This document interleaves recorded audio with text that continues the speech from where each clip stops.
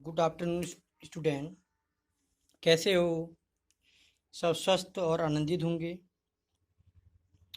चलो हम अब पढ़ाई की बात करते हैं।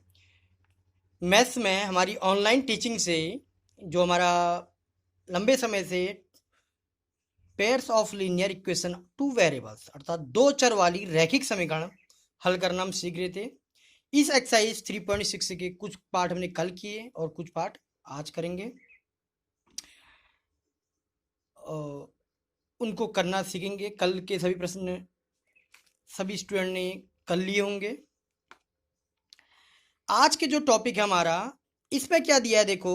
कल आपको समझाया था मैंने, ये विशेष प्रकार के क्वेश्चन है। ये एक्सरसाइज हमारी जो थी, इसमें जो हमारा वेरिएबल था वो हमारा क्या था, डिनोमीटर में था, हर में था।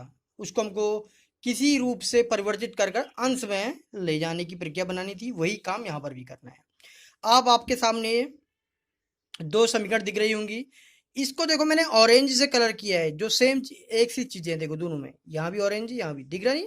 सभी को दिख रहा होगा। देखो ये ऑरेंज कलर दे रखा है इनमें मैंने। तो मैंने क्या किया, इस पे और इसमें एक सी चीजें देखो दोनों में, तो इसको मैंने पी मान लिया। इसको क्यों मान लिया? आप इसको आपकी मर्जी, पी की जो ए बी सी कुछ भी माने, बस करने समय कैलकुलेशन में पूरा ध्यान दें, गलती ना हो। तो इसको हमने पी माना, इसको क्यू माना। ये समीकरण नंबर 3 कल भी किया था। Put the value P and Q from equation 1 and 2। तो वैल्यू पुट, जो वैल्यू हमारी वैल्यू पी और क्यू की जो वैल्यू हैं, उन वैल्यू को हम समीकरण 1 और 2 में रख देंगे। तब तो हमने रखा, देखो पी समीकरण 1 में रखेंगे पहले, सीधी बात है। 1 अपॉन ये इसकी जगह पी, ये क्यू और 3/4 cross multi 4p 4q, LCM लेकर सॉल्व किया, इक्वेशन नंबर 4 बन गई। ऐसे ही यहाँ p देखो, ये पूरा पार्ट हमारा क्या है, p है, तो p/2। ऐसे ही -q/2 = -1/8। इसको सॉल्व किया क्रॉस मल्टीप्लाई कर कर, सभी को आता है। तो p - q -2/8 हो गया। तो p - q = -1/4। फिर इसका क्रॉस मल्टीप्लाई किया है, 4 मल्टीप्लाई में चला गया। देखो 4p - 4q = -1। That's equation 5 from equation 4। तो solving the equation 5th and 4, any methods, graphical, substitution, cross multiplication, elimination. तो यूज ऑफ सुटेबल मेथड्स, आप किसी भी विधि का उपयोग कर सकते हैं जो आपको उपयुक्त लगे। तो मैंने आपको विलोपन विधि से करके दिखाया है। विलोपन विधि में क्या करते हैं, समीकरण 5 और 4 में जो समीकरण 5 है, उसमें हमारा क्या, देखो p का कोफिशिएंट 4 है और यहाँ भी p का कोफिशिएंट 4 है। q का कोफिशिएंट -4 और q का कोफिशिएंट +4 माइनस। यहाँ हमने देखा कोफिशिएंट दोनों को इक्वल है। अब देखो ये माइनस का और ये प्लस का एलिमिनेट, अर्थात q एलिमिनेट हो सकता है, विलोपित हो सकता है। तो हमने क्या, जोड़ने पर, ऐड करने पर जोड़ा, तो 4p + 4p 8p, ये माइनस का प्लस का कैंसिल, -1 + 3 2 आ गया। तो 8p = 2, p = 2/8, तो 1/4। p की वैल्यू क्या आ गई, 1/4। Put the value p equation 4 5, आप कहीं भी रखें, मैंने 4 में पुट किए। 4 p की जगह 1/4, 4q = 3। तो 4 से 4 कैंसिल, 1 + 4q = 3, तो 4q = 3 - 1। सबको पता है पक्षांतर हो जाता है इधर। तो 4q = 2। तो q की वैल्यू क्या आ गई, 2/4, क्योंकि जो चीज़ मल्टीप्लाई में होती कहाँ जाती है, डिवाइड में जाती है। तो q = 1/2। अब p की वैल्यू भी आ गई, q की वैल्यू कल भी आई थी, देखा ना, p की भी आई थी, q की भी आई थी। अब p, अभी तक तो काम पूरा पुराना ही था भाई, कोई नया काम नहीं था, ठीक है। अब हमने क्या किया, p और q की वैल्यू कहाँ पुट करते थे, समीकरण नंबर 3 में। Put the value equation number 3। अब p और q की वैल्यू ने समीकरण नंबर 3 में पुट कर दी। देखो समीकरण 3 थी, इसकी p की जगह मान रख दे या q की जगह मान रख दे। देखो क्रॉस मल्टीप्लाई किए, ये इधर, तो 3x + 3px + y = 4, ये 4 = 3, ठीक है। पेन ये थी, मैंने यू रख दिया, ठीक है, कोई बात नहीं है। क्रॉस मल्टीप्लाई करके ये आपका आ जाएगा। फिर इसका क्रॉस मल्टीप्लाई करेंगे, इसका आ गया। ये क्लास 8 में सीख रखे आपने। 3x - y = 2, 3x + y = 4, equation 6 and equation 7, समीकरण 6 और 7 से। अब फिर देखो, कल तक क्या था, यहाँ से करने के बाद हमारे हम उसका व्युत्क्रम अर्थात रेसिप्रोकल ज्ञात कर रहे थे, या जो भी कभी वर्ग भी करना पड़ रहा था, तो हमारा आंसर आ जाते भाई।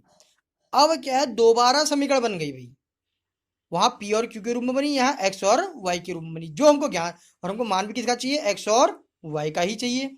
तो पुनः अगेन इसमें फिर हम विलोपन विधि या प्रतिस्थापन किसी का उपयोग फिर करेंगे, देखते हैं।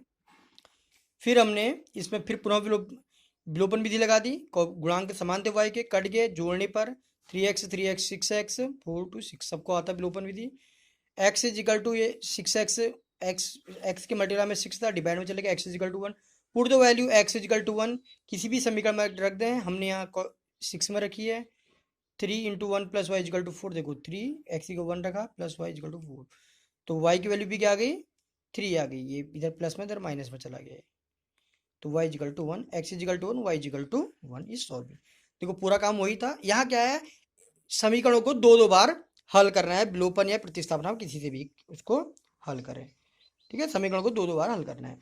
अब क्या है, अगला क्वेश्चन है ऋतु, ये वर्ड प्रॉब्लम है, यही इसी तरह के हमारे समीकरण बनेंगे जैसे अभी आपको करके दिखाई मैंने। ऋतु धारा के अनुकूल 2 घंटे में 20 किलोमीटर तैर सकती है और धारा के प्रतिकूल 2 घंटे में 4 किलोमीटर तैर सकती है। उसकी स्थिर जल में तैरने की चाल तथा धारा की चाल ज्ञात कीजिए। अर्थात अनुकूल मीन्स होता है डाउन स्ट्रीम और प्रतिकूल मीन्स अप स्ट्रीम, हमको बताना चाहिए डाउन स्ट्रीम और अप स्ट्रीम। देखो यहाँ समझते हैं, अनुकूल, सपोज मान लिया जिस ओर नदी बह रही है और आप उसी ओर तैरना चालू कर दे, तो आप तेजी से जाएंगे ना, तेजी से बहेंगे। और जिस नदी, आप सपोज नदी पूरब से पश्चिम की ओर बह रही है और आप पश्चिम से पूरब की ओर तैरना चालू करते हैं, तो आप तैरना चालू, अर्थात जिस गति से जो गति आप लगाएंगे उस वो माइनस हो जाएगी, अर्थात धारा की गति उसको माइनस कर देगी, कम कर देगी। तो ये अनुकूल और प्रतिकूल में एग्जाम्पल बताऊं, एक देखो, कई बार क्या करते हैं स्टूडेंट के भैया बहन, क्या करते हैं, साइकिल चलाते हैं, जैसे गर्मियों का आजकल हमारा क्या चल रहा है, गर्मियों का सीजन चल रहा है, इसमें क्या करती है, लू चलती है। लू कहाँ से चलती है, जिसको पछुआ बोलते हैं, पश्चिम से पूरब की ओर चलती है। पश्चिम से पूरब की ओर क्या चली, हवा चली, आप साइकिल लेकर पश्चिम से पूरब की ओर गए, तो आपको बिना पैडल मारे इतनी तेज भागेंगे आप, बिल्कुल कभी कभी मोटरसाइकिल को भी फेल कर देंगे, ठीक है, बड़ी जल्दी से आप घर पहुंच जाएंगे। अर्थात आपकी चाल के साथ किसकी चाल जुड़ गई, हवा की चाल जुड़ गई। आई बात समझ में, ऐसे अनुकूल में काम होना है, धारा के साथ ना जो तैर रहा उसकी चाल जुड़ जाती है। और यदि आप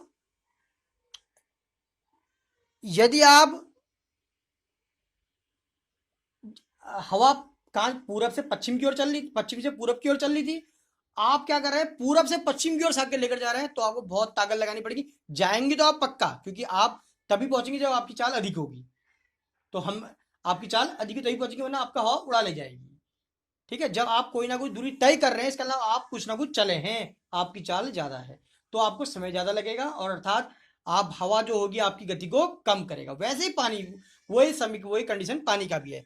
सपोज ये इधर को पानी बह रहा था, ये भी इधर को चला, तो प्लस, और पानी नीचे को बह रहा है ऊपर को जा रहा है, तो हमको ज्यादा ताकत लगानी पड़ेगी, परंतु हमने कुछ ना कुछ गति तय की है, तो इसका मतलब हमारी गति हमेशा क्या है, बड़ी। तो इसलिए हमेशा ऐसे प्रश्नों में सबसे पहली बात है, जो तैराक होगा उसकी गति क्या होगी, अधिक होगी धारा की गति से, ये आपको मानना पड़ेगा शुरू से ही। तो देखते हैं, माना ऋतु की स्थिर जल में तैरने की चाल x किलोमीटर है, तो ऋतु तैर कौन रहा, ऋतु, तो ऋतु की चाल से ही, ऋतु की चाल में ही कोई चीज जुड़ेगी और ऋतु की चाल से कोई चीज घटेगी, देखो। और धारा की चाल y किलोमीटर प्रति घंटा, हमने किलोमीटर क्यों लिया, सब यार किलोमीटर घंटे में ही दिया था, इसलिए इसको भी किलोमीटर प्रति घंटे में ही हमने टेकआउट किया। धारा के अनुकूल, मैंने कहा देखो धारा, पानी इस ओर बैठता है, इधर दोनों चीज एक ही ओर चल रही है, तो दोनों की गति जुड़ गई।